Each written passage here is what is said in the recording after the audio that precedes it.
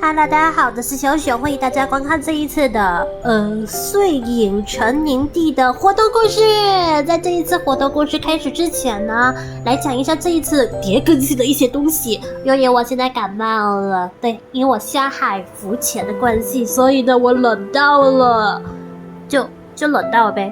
然後在開始之前呢，我們還是一樣要換一下我這個首頁的套裝，大家覺得如何呢？這是我這一次的努力無比的放大。這一次的閃套呢，基本上很不容易的，真的很不容易。畢竟呢，這一次的特別閃就是閃藍，這個，哎呀媽呀，居然是特別閃！我記得之前我有說過呢，我不要再努力抽這樣子的特別格了。畢竟呢，每次抽呢都沒有一個好果子吃的。畢竟我的鑽石現在也是很堪憂啊，我現在堪憂我的周年慶了。那麼我們來看一下這一次套裝吧。這一次的套裝真的是還挺不錯看的，可是也不是很戳我。這個套裝呢，總體來說大家都叫做標本套。也確實了，因為呢，這個人呢就叫做睡斯塔。睡斯塔呢，他把自己的身體呢就把它當作是一個標本擺美起來，就差不多是為了美犧牲自己嘛，就有點像上一次格利諾爾這樣子。就我比較喜歡粉套跟那個黑色的套裝，應該叫黑綠吧。我覺得呢是挺不錯，但是也不是很戳我，畢竟我可以放大出類似的，大家看。我這個套裝是不是很類似呀？畢竟這個套裝大家知道是什麼套裝嗎？這個套裝是長髮公主的啊，對，沒有錯啊，就是那個龍蛋套的非凡套。就比較喜歡粉色，還有這個黑色就挺不錯，青色這個也很有魅力，很好看，別的展示也不錯。就是呢，這個青色的綠呢，在維多利亞時代呢叫做巴黎綠。這個巴黎綠呢，那時候非常的驚動。但是有一個問題，就是這個綠呢帶毒，所以呢只風靡一時，大概是這樣子吧。然後我覺得這一次故事呢會出現幾個人物，就是瑟西，因為這個睡斯塔呢她也是魔女，所以我就想瑟西她突然間有一個同類了，瑟西應該會很開心。而這個魔女呢，她為了美麗，她付出一切，她甚至呢把美麗這件事情呢套在自己的身上，就是類似於把一個活生生的人呢變成一個標本，而且是很美麗的標本，就如這個展示圖這樣。也是這麼說的。那麼接下來呢，我們來看這一次的活動故事吧。哦，蝴蝶，不愧是蝴蝶標本呢。其實呢，我一直以來都認為呢，這些腳的飾品我有沒有用得上的那一天，我一直以來都很少去搭配成功的，因為裙子不是太長的，就是看不到，所以也用不上那一天啊。不知道大家有沒有一樣的想法？那麼我們開始這一次的活動故事吧。我感覺我沒有聲音了。新歌南部郊外的密林中，距離頭頂快速聚集的烏雲不過數分鐘，瓢潑大雨已不由分說地砸落，雨幕像一幅被風扯動的巨大灰布，幾秒間被吞沒了半片森林。寬闊的葉片被風吹得翻出枝白的背面，沙沙雨聲連成一片，眾人幾乎被雨水澆透，狼狽地就選進了一棵樹躲避。瑟西團起身，握住身前背包裡的魔法書。早知道有靈月，有沒有寧願留在魔女老宅裡打掃衛生？我怎麼記得有沒有在看到永恆的綠之魔女幾個大字後，瞬間扔掉掃帚，說要來一場甘之凛凛的探秘之旅？本標只是在為暖暖和小雪的發現高興。當時正好和小雪一起瞥到天才魔女、植物魔法、標本這幾個字眼，沒想到這是瑟西一直在意的綠之魔女。她可是原本的設計實事，但卻不在族譜之中，說明應該被隱去，就連故居的線索也藏在塵封之處。究竟發生了什麼呢？不過到目前為止，我們還是在密林中打轉，沒有發現類似花園宅邸的建築。我更是在意書上含糊其辭的那句話：綠之魔女的花園足以作為後世之鑑，這會是什麼意思呢？這句話肯定是在說，如果後世有人好奇去尋找綠之魔女的花園，就會像我們這樣被淋成落湯喵，就受好奇的代價。哎呦！大喵一不小心被潘姐的樹根絆倒，摔了個喵坑泥。呸！為什麼倒霉的總是本喵啊？暖暖趕緊扶起大喵，擦去沾滿喵臉的泥水。大喵仰頭躺在暖暖懷中，抬頭望向頭頂橫直錯節卻光禿禿的龐大樹冠。順着大喵的視線，暖暖也注意到了這棵與周遭環境格格不入的樹，在大片濕潤的茂密中，似乎只有它根深茁壯，卻枝葉凋偏，好似舊日時光的遺物，固執不肯向前。唉，這些你就不能再試試植物魔法嗎？讓這棵大樹恢復全盛時的茂密模樣，也能給我們遮風擋雨了。但我上次嘗試的時候，直接讓灰灰草變成了蒲公英。我一直在研究綠之魔女的咒語，肯定有所精進。圣希煞有介事地舉起魔杖，念出一段長長的咒語，杖尖亮起点點綠芒，似乎真有無形的生命力源源不斷湧向樹脈。那股力量越來越強，逐漸捲起一陣強風，閃電將紛亂的雨絲吹向兩旁，眼前的巨樹也隨之亮起一片耀眼的光華。哎，難道我真的有天賦異稟？我已經掌控了高階植物魔法。不對，小心！樹影逐漸扭曲龐大，像一座猝然傾倒的高山一般，後然拍向目瞪口呆的眾人。那個什麼，我好像到現在為止都不知道發生什麼事情。我突然間就找到了綠之魔女，還講她是聖希十世，有點亂七八糟啊！這個世界上太多聖希了。之前聖琳娜，然後之後呢是那什麼狩獵魔女，就是這個故事我好像也沒發完。然後現在就又輪到這個綠之魔女的事件啊！綠之魔女該不會講就是這一位吧？然後這個雕像是怎麼回事啊？我懂了，這個雕像該不會就是那個碎絲塔吧？那麼我們來看吧，這一次的故事。一道刺目的陽光穿透黑暗，大片欣人心扉的綠意隨之侵入視野，耳畔鳥鳴蟲啾，眼前一派生機盎然。眾人至柔軟的草地上坐起，乍異的發覺身上乾乾爽爽，絲毫沒有被暴雨淋濕的痕跡，就連大喵兜帽上的泥點也已消失無蹤。這是怎麼回事？天氣突然放晴了，森林復甦了，連我們的衣服都變乾了。大喵不是在做夢吧？難道說我突然爆發出了超強的魔法力量，改變了整座森林？大喵覺得這個概率是非常非常小的。醒了，不用謝，是我美麗強大的碎絲塔夫人把你們打扮得乾乾淨淨。畢竟我的花園裡可容不下髒東西。一道幽懶凝傲的嗓音響起，白褶的手拂開翠木般的枝條，伴隨着絲綢摩擦的沙沙聲，一位豔光四射的女子昂首闊步邁入眾人視野。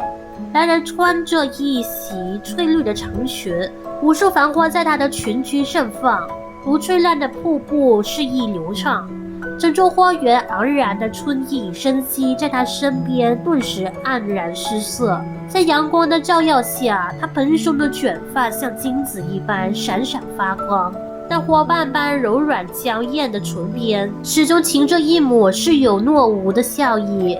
它像是造物主用鮮花以晨曦精心雕琢的藝術品，這花團錦簇的衣裙也無法比擬它無瑕而張揚的美貌。它的存在本身就是一種美的宣告。翠絲塔微微抬起下顎，漫不經心地掃過眾人，明豔的目光最終略帶嫌棄地落在被大喵坐癱的草坪上，真是毫無藝術氣質。他隨意一揚手，綠光籠罩在東倒西歪的草梗上，只一眨眼的功夫，新的綠草便再度蓬勃生長。整片草地很快便又庸庸鬆鬆，平整如初。輕鬆又從容的魔法翠絲塔夫人啊，我知道了，你就是绿之魔女。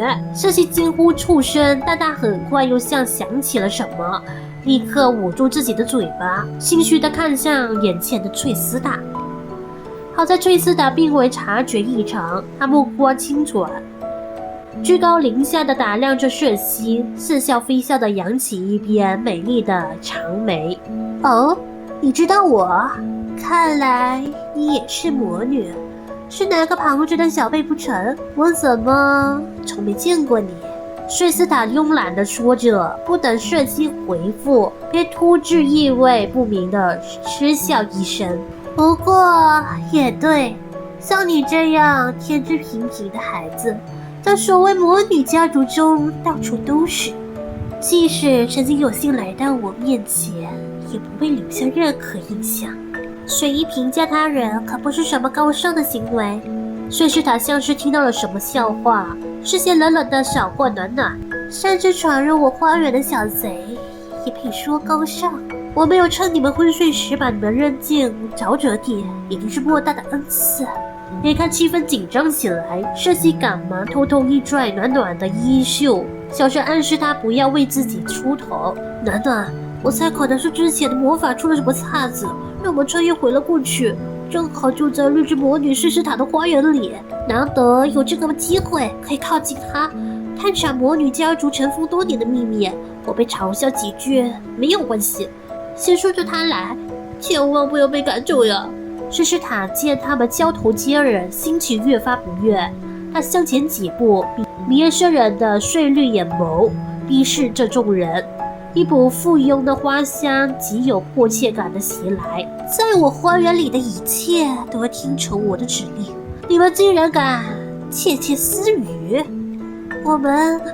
我們沒有冒犯夫人您的意思，您說的很有道理，是我們先闖入您的花園，有錯在先。沒錯，你還不計前計，對我們施以還手，真的是高尚又偉大，是魔女中的崇高典範。但本廟这度短短說的每一句話，哼，這還差不多。眾人態度乖順，翠絲塔這才滿意地收回了徹徹逼人的目光。既然知道是我救了你們，那就算是你們欠我的，留在花園裡做我的園丁吧。哎，怎麼驚喜地說不出話了？不錯，按理來說你們是沒有資格進入我的花園的，但舞會在即，我很缺人手，就破例一次吧。你們身為魔女，以身負異能之人，想必能提供幾分有用的助力。反正你們的长相也不算招人討厭。翠絲塔悠然轉身，裙裾輕旋，移下一朵朵嬌豔的花蕾，陽光如金沙潑落在她的肩頭，豔麗的綠蝶翩翩飛來，乖巧的心落在她的指尖。翠絲塔毅然的自地地享受着自然的偏愛。在這一刻，整座花園仿佛都變成了一幅油畫的背景，只為襯托她的美麗而生。怎麼說呢？這個翠絲塔感覺就是那個居高人一等，然後是一個我就是比人還要高尚，就是把所有的一切當成螻蟻的一種感覺。沒有看到的表情嗎？很有戲啊！這就是來自自信的美嗎？不，我不喜歡這樣性格的人，感覺跟我好像處不來。然後這些呢是不是熟了呀？然後呢，我配大苗那一個符合的聲音，我覺得我配的挺不錯的。有没有这度短短說的每一句話，不錯的嗎？不錯，我滿意。不過為什麼我們又穿越了？好吧，接下來復原魔藥，來吧。翠絲塔的花園中載滿了各種奇花異卉，每一棵樹、每一株花都被精心打理，以確保它們隨時都是生機盎然、嬌豔欲滴的模樣。眾人圍着一株被修剪成翠絲塔剪影雕塑的女針樹，小心翼翼地剪去剛冒出最多1厘米尖尖的樹渣。暖暖踮起腳尖，雙手捧着大苗拖向高處，大苗手起剪落，咔咔兩剪子，利落地將翠絲塔頭頂突出的多餘枝條剪斷。本廟從沒見過那麼自戀的人，連植物都要修剪成自己的樣子。我們魔女家族數百年的傳承裡，但便只出了碎石塔一個這樣行事隨意、作風另類，還特別愛美的魔女。不過，誰也無法否認，她的魔力確實十分強大。我根據她留下的手記學習自然系的植物魔法，有了很多啟發呢。你是說，你那個讓大樹一巴掌把我們拍到碎石塔花園種苦力的植物生長魔法，就是根據碎石塔的手記學習的？那只是個意外。我可是魔女瑟西史诗社，大喵你看好，我这就用魔法把花園裡的植物一次性全部修剪好，讓你大開眼界。瑟西再度信心滿滿地揮舞起魔杖，伴隨着咒語，杖尖並發出一波鮮豔的綠色光芒。花園內忽然爆發出轟的一聲巨響，花園中的花樹同時瘋狂地抽搐枝條，尖銳的樹杈像一只枯瘦的巨手，扭曲穹長着向天空。大喵就說這個植物魔法不对勁，到底是你不靠譜，還是碎石塔不靠譜？這怎麼回事？明明應該是讓植物自動修行的魔法啊！你們看那裡，風轉的枝桠刺向一只在半空旋轉飛舞的碧綠蝴蝶，劃破了它翩翩振飛的雙翼。綠蝶發着抖，就像一片殘雲的落葉，在風中飄零墜地。眾人連忙趕到樹下，小心翼翼地用手腳托起受傷的綠蝶。它的翅膀與身體都被劃破，從傷口不斷摻出粘稠的汁液，看起來十分不妙。對不起，我沒想過要傷害你。如果這裡有魔藥師就好了，我應該能配出治療他的魔藥的。魔藥師，或許我們真的能找到。別忘了，這裡可是綠之魔女睡斯塔的宅邸。眾人恍然抬頭，望向花園盡頭那座氣派的莊園城堡。魔女睡斯塔的宅邸，怎麼可能沒有魔藥師呢？瑟西小心翼翼地推開一扇沉重的木門，這道門是用布滿巴結的鐵橡木製成，與這棟雕飾華美的豪華宅邸格格不入。魔藥室的大門必須牢固並且耐腐蝕，鐵橡木是最好的選擇。果然沒錯，就是這裡了。門後是一個擺滿綠植、陽光明媚的觀賞房間。工作台上放着各式各樣的魔藥瓶、植物材料和萃取裝置，還有冷冰冰的解剖刀和滿牆標本。哇，好多魔藥材料我只在書上見到過，這還是第一次看到實物呢。誒，這些裝置又是做什麼用的呢？你們不覺得這個房間冷冰冰的，明明全是陽光和植物？大喵打了個寒顫，理緊自己的斗篷，緊緊地貼在暖暖身邊。會不會是因為這裡有很多標本的緣故？標本雖然很美，但畢竟是食物，所以才會給人一種陰冷的錯覺。那人在窗台前的工作台上phủ上手绢，輕柔地將受傷的蝴蝶安置下來，讓它沐浴在最燦爛的陽光下。但願這個小家伙可以感受到一些溫暖。陽光溫柔地在蝶翼和暖暖的指尖流暢，可即便是在如此絢爛的光線之下，暖暖依舊感受不到一絲暖意。暖暖抬眼看向不遠處的花園，那裡依然陽光明媚，美好的不輸在人間。瑟西從工作台上收攏了不少瓶瓶罐罐，在一邊將它們加入鍋中攪拌，一邊念念有詞地背誦着魔藥配方：紅月金雞草、天鵝精，再加入山地月蟾除汁，順時鐘攪拌。好了，完成了，是睡斯塔經典的復原魔藥。所有魔藥材料已經完美融合，和成了一鍋清澈透明的液體。瑟西小心翼翼地捧起受傷的綠蝶，將一滴亮晶晶的魔藥滴在它身上。眾人平息等待了1刻鐘，但蝴蝶的傷勢依舊沒有絲毫被治癒的跡象。在睡斯塔的手記記載中，這可是能令一切生靈恢復如初的復原魔藥。再等1分鐘，如果還是沒用，我在眾人一籌莫展之時，背後忽然傳來一聲漫不經心的嗤笑：“別等了，我的復原魔藥本來就不是為了療癒傷口而研制的。”啊，我有一個問題，就是你們竟然為了一隻蝴蝶就為它的治療，而且最重要的是，被斬到那個蝴蝶，它還不馬上死嗎？還讓它感受到陽光暖意，那蝴蝶不是也挺慘一下的？所以的社西，你到底學了什麼魔法呀？感覺你每次魔法都不靈驗的。那麼來吧，永恆邀約。睡斯塔款款步入魔藥室，悠然走向擺放着複雜萃取裝飾的工作台，似乎沒有在意因他的突然出現而緊張的眾人。你的基本功還不錯，只不過魔藥的用法不對。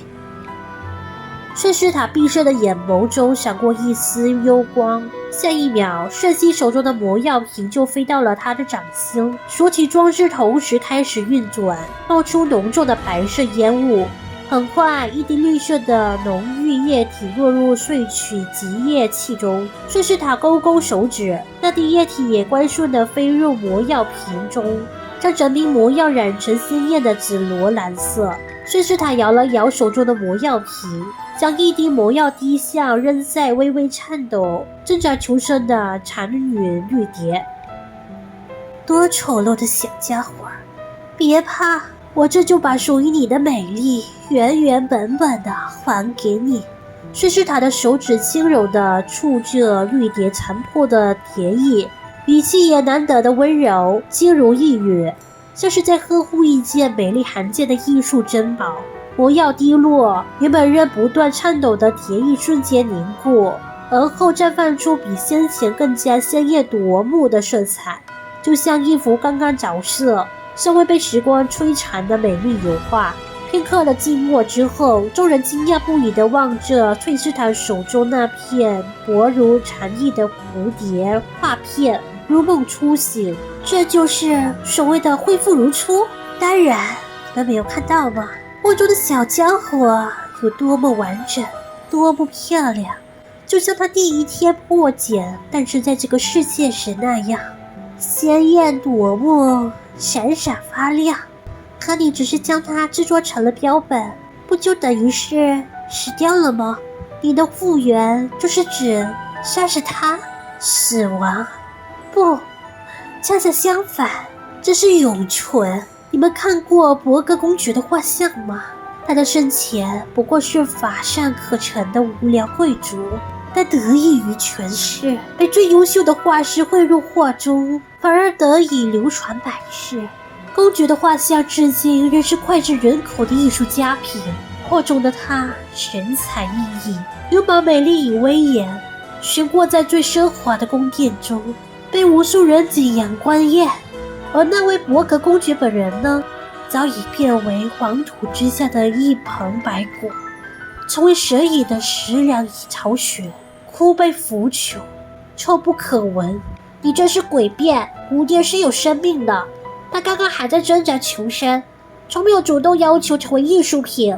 那是因為以他的智慧還不足以理解登峰造極的美麗，以藝術究竟有多麼珍貴。你們也一樣。睡斯塔不再理會眾人，他輕柔地捧起蝴蝶標本，耐心而精緻地將它懸掛在早已被填滿的滿滿當當的牆壁上。眾人看着那滿牆各式各樣的生物標本以及新添上的碧綠蝴蝶，只覺得房間內幽冷之氣更重。隨着舞會日期的臨近，睡斯塔莊園內的傭人們越發忙碌起來，暖暖等人被安排的工作也越來越多。每天都有許多名流貴胄上門拜訪睡斯塔，他們帶來數不勝數的昂貴禮物，騎着議會堆滿門廊，綾羅絲綢流水般被送進庫房。大廟被安排去接待這些登門求見的客人，他把謝絕訪客的說辭重複了一遍又一遍，幾乎說到麻木。不行，不好意思，睡斯塔夫人今天不見客。夫人，你塞金幣贿赂本廟也是沒用的。真是的，為什麼都要拿這些硬邦邦的黃金和寶石考驗本廟？怎麼沒人試試五花肉呢？又一波客人戀戀不捨地離去後，諾諾與小雪走進會客室，和女僕們一起整理收納他們帶來的禮物。睡斯塔到底在忙些什麼？聽說見客，這幾天根本不見他的人影嘛。夫人一定是在為舞會精心準備，她的魔法總能驗機施作呢。也許是對這些訪客搞得厭煩了。你們知道的，夫人的美容藥方千金難求，尼爾和信鴿的富商貴族們都搶着要呢。薛斯塔對美容魔法很有研究是嗎？看來他真的很在意美貌。是呀，夫人不僅自己精心打扮，也要求我們每天都認真沐浴梳妝，穿戴整齊漂亮，絕對不能顯得邋遢，給夫人丟臉。好讓所有人都精心打扮，不擔心會被蓋過風頭嗎？夫人的美貌舉世無雙，誰能蓋過夫人的風頭呢？她從不擔心這種事，只會挑剔我們還不夠漂亮。說起來，今天誰去打掃標本室呢？昨天可是我去的，今天應該換個人了。真討厭，標本室冷冰冰的，我寧可在其他房間打掃一天，也不願在那裡待1個鐘頭。聽到女僕們的抱怨，一旁的瑟西卻是眼睛一亮，興奮得快要跳起來。標本室嗎？就是放魔藥材料的房間，對嗎？既然你们都不願意去，那以後都交給我好了。就這樣，瑟西獨自攔下打掃魔藥室的活計，從此時刻消失在走廊盡頭的鐵橡木門後。諾諾等人則繼續忙着修剪花枝、打掃莊園，將城堡內的每一件家具擦得閃閃發亮。在眾人忙碌的籌備中，盛大的舞會終於即將召開。諾諾接下的最後一項任務是在灑了香水的信笈上替瑞斯塔寫下邀請函。是有幸被選中的奇蹟見證者，行星已伸至既定的終點，壽命與傳奇的軌跡將在魔法莊園盛大交匯。下一個滿月之夜，午夜0點鐘聲響起之時，偉大的魔女瑞斯塔邀您前來，共同見證永恆之美的誕生。這誰聽得懂嗎？我聽不懂啊。根據蝶他之前說的，賈瑞斯塔用生命來奉獻美，該不會是在這個舞會上吧？不懂，我們繼續看。在緊鑼密鼓的籌備之中，夜幕剛剛降臨，城堡的燈火悉數亮起，婉轉的樂聲悠悠飄揚，整座莊園被魔法點綴得仿若一個繽紛綺麗的夢境。花園中央的噴泉淌着五彩水流，水中飛濺又飛落時，在池底濺起細碎的紅光。半空中漂浮着金色的魔法螢火蟲，指引着賓客在園中穿行。鑄鐵大門外，馬車排成長隊，每個貴族的家徽在螢火裡散發着迷離的光澤。雍容的貴族們扶着男伴的手，儀態萬方地走下馬車。沿途的魔法小花依次亮起，照亮通往主宰的小徑與道路兩側的植物雕塑。瑞斯塔那些姿態各異的美麗剪影果真令來往的賓客讚嘆不已。瑞斯塔夫人的美貌舉世無雙，這些雕塑不過重現了她美麗風姿的30成，就足以令人移不開視線了。還有這美麗的花園，哇，天啊，真的是魔法的奇蹟！只是活到空氣中湧動的淡淡花香，我就痛定舒泰，百病全消了。瑞斯塔夫人在哪裡呢？聽說她近來始終謝絕訪客，已經很久沒有人見到她了。瑞斯塔夫人在城堡內恭候諸位賓客，請大家跟我來。暖暖引領賓客穿過百花盛放的花園，奶油色花瓣灑落在小徑上，與貴族們繁複華麗的絲綢裙擺摩擦，揉出淡淡的香氣。城堡內高懸着燃燒的蠟燭，舞廳被照耀得亮如白晝。主人瑞斯塔尚未現身，貴族名流們在金碧輝煌的舞廳內彼此致意，互相攀談。空中漂浮着許多透明的氣泡，裡面盛放的冰酒正散發出涼絲絲的甜香，可供來客隨意取用。但這次清爽與甜香完全無法緩解舞廳內暗流湧動的焦灼與渴望。賓客們似乎都在按捺着某個心照不宣的秘密，語氣迫切，滿懷憧憬。連您也沒能見到瑞斯塔夫人嗎？那神秘的美容魔藥，我真想要親自體驗一番啊！我猜瑞斯塔夫人是有意為之。這次舞會的邀請函上寫着，見證永恆之美，或許是要推出比之前更有效的魔藥。天啊，如果真的是更加有效的魔藥，无論他要多少黄金與珠寶，我都肯給，只要能令我永葆青春與美貌，什麼價值都值得。不，我想不會是用一幅美人魔藥。瑞士塔夫人不喜歡重複的工作，她一定是研究了新的魔法，準備在這場盛會上向所有人展示。新的魔法，那會是怎樣絢麗的魔法，才能稱得上永恆之美？你們不記得了嗎？